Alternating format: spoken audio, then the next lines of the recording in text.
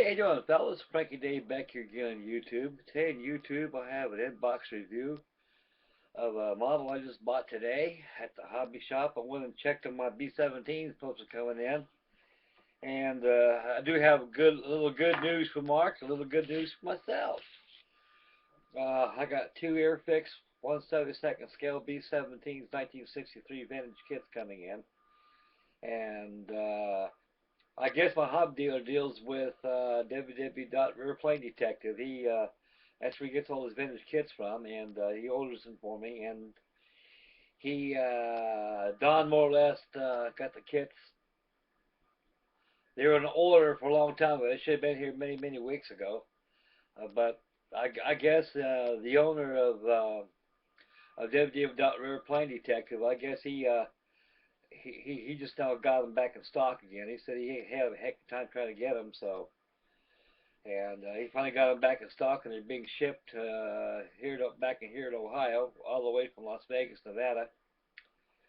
And hopefully I should get hopefully by this Friday. If not, maybe Saturday or Monday for certain. Anyway, Mark, we got our V-17s coming, buddy, so hang in there, old buddy. We'll get you all squared away. Okay, folks, back to inbox review. I was thinking maybe I could possibly turn this into a group build. I'm not going to start this build until I finish up my Herky-Bird. Now I got my Herky-Bird. I got it all primed. It's drying right now. I got it over there by my drying table over there. I got a couple lamps on top of it so we can cure the primer on there, and tomorrow I'll be able to show using the other camera, I can show the finished prime job on the Herky-Bird. Then we'll start with a finished paint schedule, and we'll get it all finished, and I can start this one. My plans are to start this kit is probably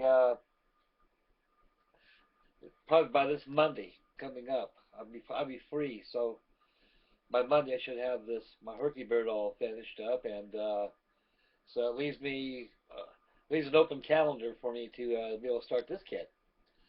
This model is very rarely modeled and very rarely seen in hobby forums, and very rarely reviewed. And I got this today. I paid $45 for it. The kit's made by the Czech Republic. It's called Special Hobby 1/72 scale. Right here, I'd like to produce the kit right here to you. Well, I feel home sweet home, fellas. I got my cigars. My beautiful wife got me 150 of these old cigars. Boy, I love it. Them pipes right there, I'm about ready to collapse my lungs smoking that pipe. So these cigars are right back in my neighborhood. Just like Jackie Gleason would say, how sweet it is. Anyway, back to the build, fellas. Back to the inbox review. Excuse me. Getting tongue-tied again. Right here, guys. This is a pre-World War I, World War II B-18 Bolo.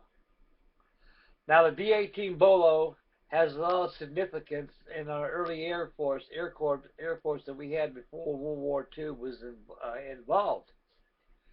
For starters, this aircraft does resemble, it's made by Douglas Aircraft Company. Donald Douglas designed this as a replacement for the Martin B-10 bomber.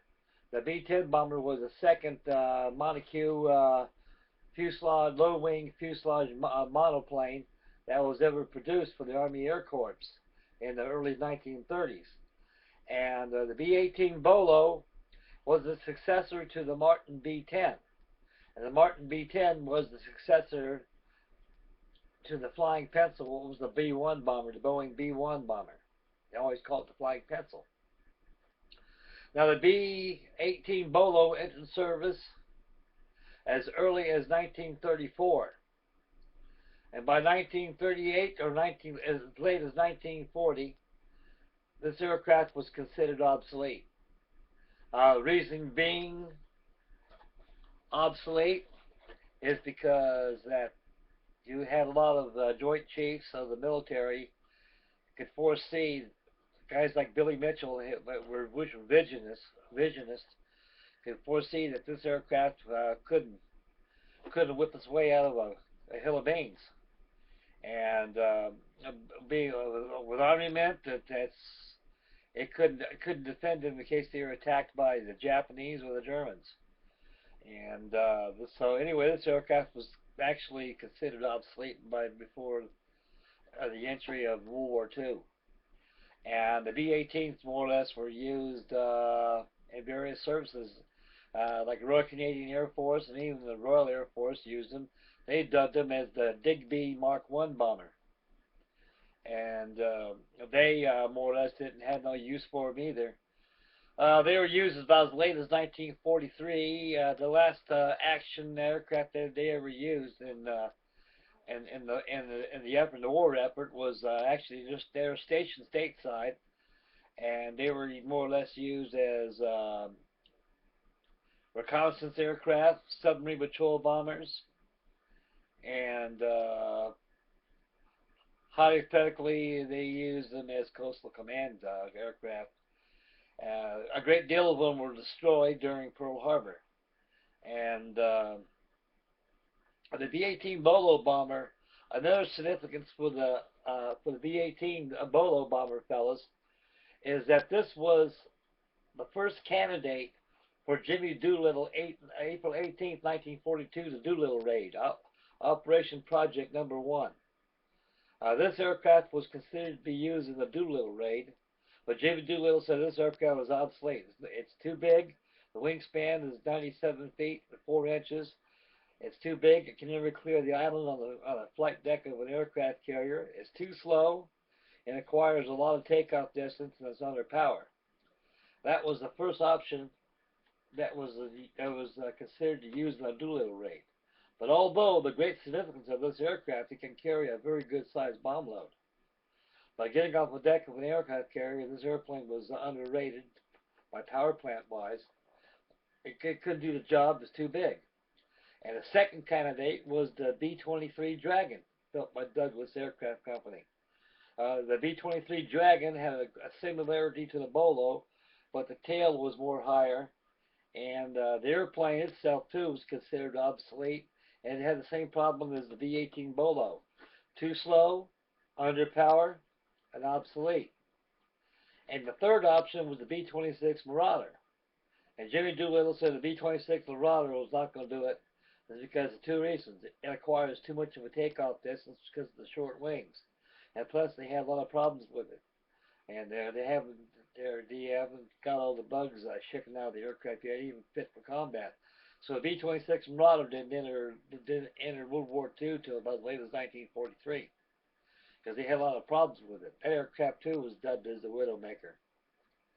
Of course, the great late Jimmy Doolittle, he proved that it's just an airplane. If you treat it like an airplane, it'll fly quite well. A lot of pilots were pretty skittish of flying a B-26 Marauder. It's because it was dubbed as a Widowmaker. And Jimmy Doolittle proved it's just an airplane. And if Jimmy Doolittle could do it, everybody else could do it as well. So it was a well-proven bomber during the war. But getting back to the Bolo, fellas, this, like I say, that was the great significance of this aircraft. And of course, we all know that the fourth option was to use the Doolittle was the B-25. It was well suited.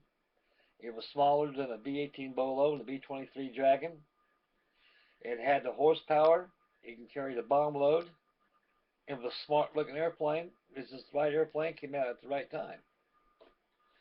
Okay, now this kit was made by the Czech Republic. It's in a scale of 1/72nd scale. And the kit comes with photo etch parts, and it comes with resin parts. So evidently, this is a multimedia kit. And the instructions are bilingual. They're in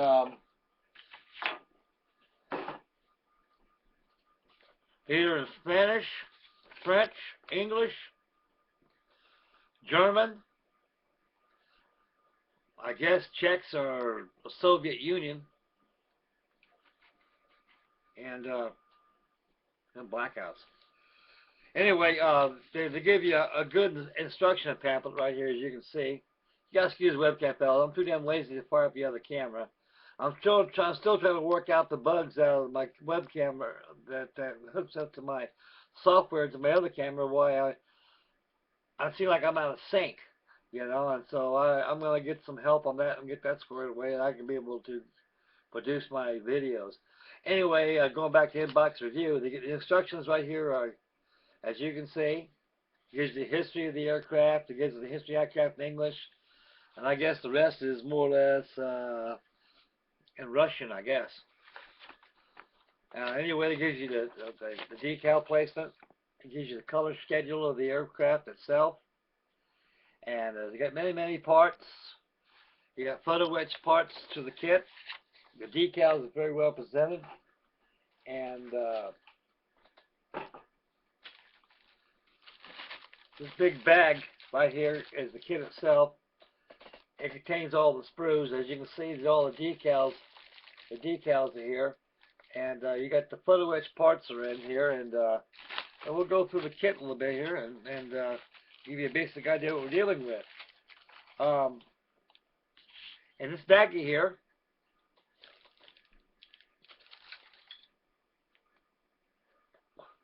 contains all the clear parts. The clear parts are excellent. They're pretty well molded. They got raised paneling inside the cockpit, so it's easy to mask over and remove the maskings.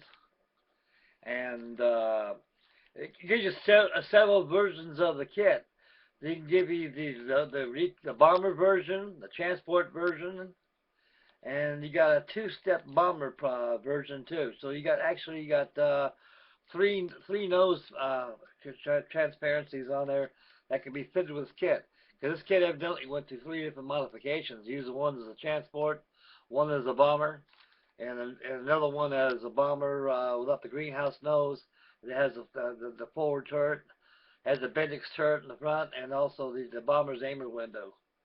And this model here is actually it's Pearl Harbor vintage, stationed at Bellows Field. Because all Bolo bombers were destroyed during the initial attack by the Japanese Empire during the Battle of Pearl Harbor. They give you my decals look really well.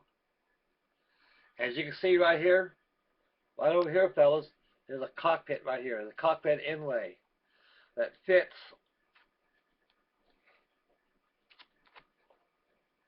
right on the cockpit dial console right here. So these are the photo etch parts that comes with the kit. I get a little closer, you can see them. There you go, fellas. You can see those photo etch parts. That's the only photo etch parts that they give you this kit. And I'll reverse the decal sheet where you can see the inlay. That dial console fits right over the photo etch and goes on top of the kit. Okay, let me put these away here so we can be able to see more of the kit. The sprue number 1 contains the fuselage. Turn around this way. This is a very nice kit. There's no ejection pin marks at all in it. And like I tell you about that nose version, and by reading the instructions, if you cut off this portion of this nose right here, on the nose section right here, you can fit the transparencies on there, which you can convert it to whatever modification bomber you need. Here's a kit install console, which I will not use. I'll go ahead and use the photo etch one. And you got your cockpit floor on here, bulkheads, which is very beautiful. I've never seen that yet. As you can see inside the fuselage walls there's detailing in there where you got throttle quadrants and a lot of controls, also your wiring inside your cockpit there, which is a good added touch to this kit. That completes sprue number 1. Get both fuselage halves. Okay, we'll go to sprue number 2, see what we can shake out of here. Sprue number 2 looks like you got the port wing section. As you can see, the wings look like that of a DC-3 or C-47. You got the top of your engine cowling, which fits here. Horizontal stabilizer. This is your top. This is your. I believe this is your top wing. And here's your bottom wing section. The undercarriage, as you can see, is like that of the C-47 or DC-3. And believe it or not, folks, those wheels are very, very detailed. I get a little closer, you can see the tread. You can see the tread detail in those tires. That's a good. It's got a little bit of flash around there, not that much. That can be trimmed. But overall perspective, that's a pretty good. That's a good call right there for that. And going back to sprue number 3, there's actually four sprues in this kit, fellas. Sprue number 3 has the propellers. It has the cowling what makes up the cowlings. We got 2 different cowlings versions on here. You got the pilot's yoke. You got the football antenna. You got your pilot seats right here. Some of your interiors that fit inside the fuselage itself. Excuse me. Lastly, not lastly, I would say, pretty close. Sprue number 4 is another continuation of the starboard wing section, as well as that of the port wing section. You got the undercarriage there, tires. You got top of the engine nacelle that fits the top wing on the top wing there, and the horizontal stabilizers in place right there. You got your tires, your old struts.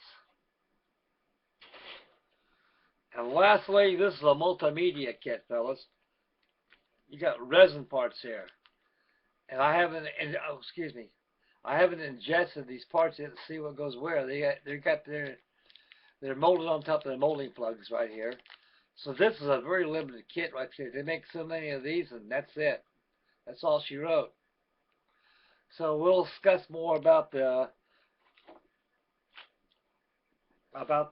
resin parts as I start to build. So I'm going to start this build this Monday, fellas. When I finish with the Herky Bird, and my goal is to have the Herky Bird done by at least by this Sunday, and that way I can have a fresh start on the Bolo bomber. I've never built the B-18 Bolo before, and I think it makes a nice collection to my collections. And like I said before at the beginning of the video, it's rarely modeled. At least I've never seen any built before. There may be a couple out there here and there, but to make a long story short, fellas, that's about it right there. I mean, that completes the inbox review. And I'd like to thank everybody out there for tuning in. And please excuse my webcam again. My brother's electronic. He's an electrician. He's into stuff like this. Excuse me. He more or less uploaded my software for my camera. So anyway, he's gonna come back and check out why my webcam's not in sync with my audio, and work out the bugs there. That way I can go ahead and start it with webcam and flash over back to my other camera so you can take a look at my builds. And if it don't work that way, I'll just go ahead and do like I did the Herky Bird. Just go ahead and make the video of the aircraft with my new camera and voice over. Okay, I'd like to thank everybody for your comments. I'd like to thank everybody for tuning in. And this is going to be my B-18 Bolo build. And was going to turn into some kind of a group build. It's called Pre-World War II Aircraft Group Build. Anything from 1935 up to 1941. But we'll see. I don't want to jump the gun on these builds because you guys got a lot of builds out there going on, and I don't want you guys to put your plate away. You haven't finished yet and started something else. So we'll play it by ear. And if you guys want to make a group build out of this, name of the group build, it's called Pre-World War II Aircraft, 1935 up to 1941. Now, Warren's got another build coming up. He's basing his English Lightning, and called Cold War aircraft, the classics. I got a couple. I might join, get his build going and get my Bolo going. So anyway, folks, we'll see what goes on. Oh, good grief, 20 minutes on this thing. That's as long as I've ever been on a video. Anyway, folks, I got to get off here. And I appreciate, again, like, all your comments. And thank you for tuning in. And may God bless. Happy modeling. And please subscribe. And boys, be good. If you can't be good, be careful. Okay, boys. We'll see you later, fellas. Take care, buddy. Catch you guys in the next YouTube presentation. Bye now.